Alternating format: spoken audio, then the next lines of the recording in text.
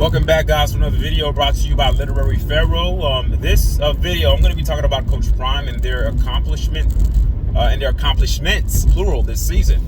It's remarkable the change that has happened in Colorado, and even people who were avid critics like Jason Whitlock, they're starting to come around and realize the certain things that they did not see initially. But I want to say this, y'all. This is not the time to say, "Oh, you guys are haters. Now you want to come around and get on the bandwagon." No, it's not. It's not that we're haters. I keep telling you guys that criticism is an essential ingredient in the formulation of greatness. You need criticism. Criticism is a necessary ingredient. It's the medicine. It's medicinal. You know, when you were little, the things that were actually good for you had a bitter taste, but they were good and nourishing to your body. Well, you have to look at criticism as a medicine.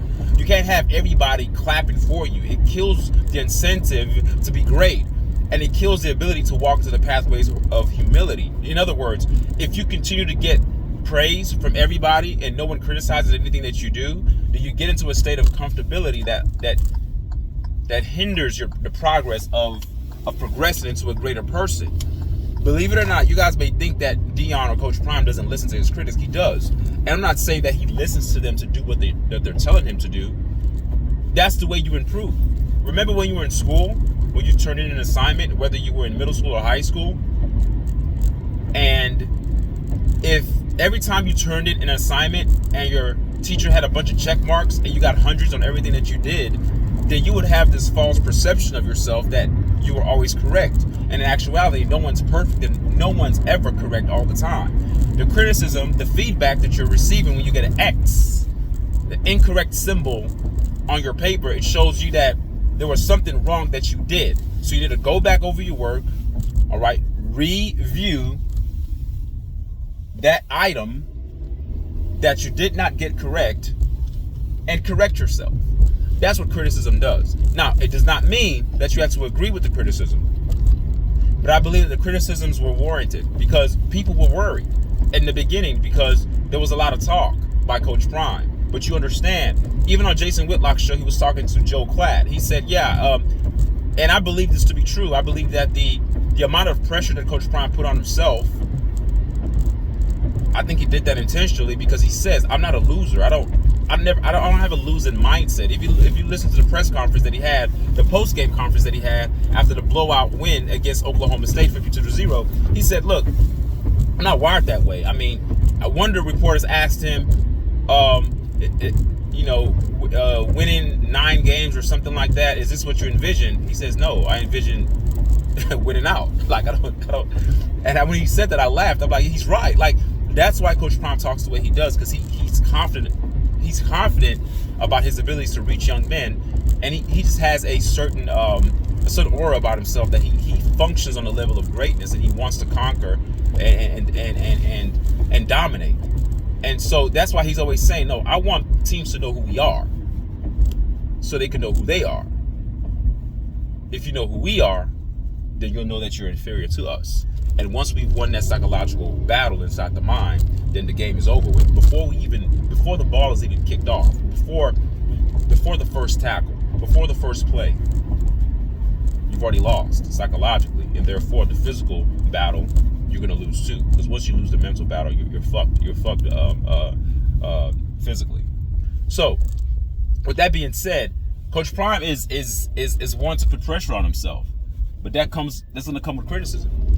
Because when you're talking about Louis luggage, you're talking about coming to dominate and blah, blah, blah, blah, and then your team is just spiraling out of control toward the latter part of the season last season, you're going to have critics. But the criticism came from people who actually wanted them to succeed. If you listen to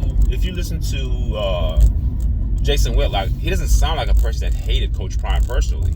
I don't think that he liked the way Coach Prime ran his program. If you listen to his podcast, his last podcast that I listened to, him and Joe Klatt, and Joe Klatt called him out, in a respectful way. He says, "Look, I don't think that you were assessing or analyzing the football, the X's and O's. You weren't talking about that. You were talking about the program, and your passion and your focus on talking about the program so much blinded you from seeing the other aspects of the team. You didn't focus on the team so much. You were more so focused on the coaching praxis, the philosophy of Coach Prime's program, the way he ran it, bringing in rappers in the locker room, DJs, all those things. I don't think Jason Whitlock liked that, so he allowed that to be the driving force to formulate his opinions about the program of Colorado without factoring in the talent, the X's and O's, and the potential that Coach Prime had with his players. And I think that's appropriate, but that's okay. We all can grow. See, one thing I do like about Jason Whitlock is that when he's wrong, he's not afraid to admit he's wrong, and that's human. It's not this, oh, you're a hater. No one was hating on Coach Prime, and I was even called a hater when I would critique what he was doing, when I was very upset about the pass-heavy offense, this endeavor to bloviate the stats of his son, to put him in a Heisman talk. I felt like it was an agenda, and I still think that it is an agenda, but I just think that he got humbled. When I say he got humbled, I'm talking about Coach Prime, because it was becoming glaringly obvious what Coach Prime was doing, and it wasn't manufacturing wins. The team was looking incompetent. What the worst thing you can have is talent and then run your team in a way that's incompetent. It's one thing if you don't have talent, and people can actually empathize with that. They'll just say, they need a better quarterback, they need a better running back, they need a better this, they need a better that, they need better defensive linemen. We can understand that. But when the eye test says, hold on, this team Colorado is hella talented. They have a lot of great players. Why are they playing football in a dumb way? Why are they not exercising and using all the talent that they have? That's when people were getting upset. It wasn't that we were upset at their losses. Well, let me speak for myself. It wasn't that I was mad that they were losing games. I was mad at the way they were losing games. Passing the ball on every damn down and then making the excuse that we can't run the ball. No, you don't want to run the ball. So those were certain things that I talked about, and I was called a hater only because I was criticizing, and many others were saying the same thing that I was saying.